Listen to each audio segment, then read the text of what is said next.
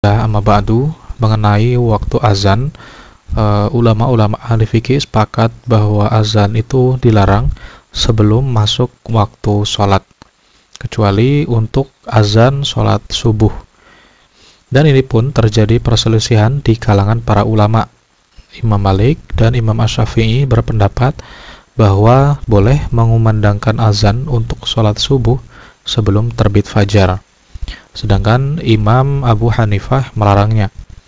Sebagian ulama ada yang mengatakan bahwa jika sebelum fajar dikumandangkan azan untuk sholat subuh, maka itu adalah azan sesudah fajar, sebab menurut mereka yang wajib ialah azan sebelum terbit fajar.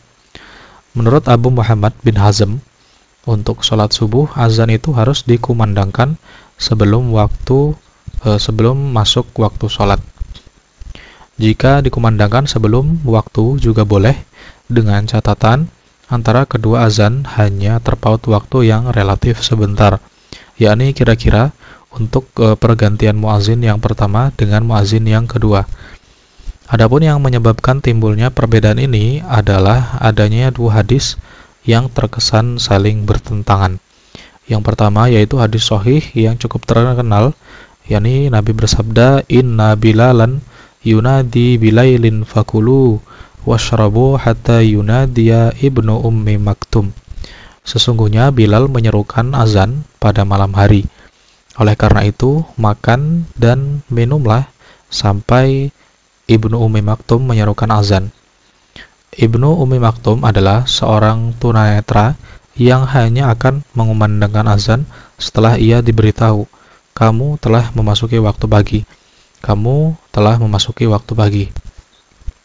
Kemudian yang kedua, ada hadis yang diriwayatkan dari Ibnu Umar. Anna Bilalan adzana qabla tulu'il fajri fa'amarahu an-nabiyyu ayyarji'a fayunadi ala innal abda qad nama. Sesungguhnya Bilal pernah mengumandangkan azan sebelum fajar. Lalu Nabi menyuruhnya untuk mengulangi azan tersebut. Beliau bersabda, "Ingat, sesungguhnya seorang hamba sedang tidur." Hadis yang dijadikan pegangan oleh para ulama Hijaz lebih kuat, sedangkan hadis yang dijadikan pegangan oleh ulama-ulama Kufah dan dikeluarkan oleh Abu Dawud dianggap sahih oleh para ulama ahli hadis. Menanggapi kedua hadis di atas, para ulama terbagi menjadi dua kelompok. Ada yang menggunakan pendekatan pengkompromian kedua hadis tersebut atau al-jam'u, dan ada juga yang menggunakan pendekatan atau mengunggulkan salah satu di antara keduanya atau at-tarjih. Para ulama Hijaz yang menggunakan pendekatan kedua tadi mengatakan hadis Bilal itu lebih kuat dan harus dijadikan sebagai rujukan.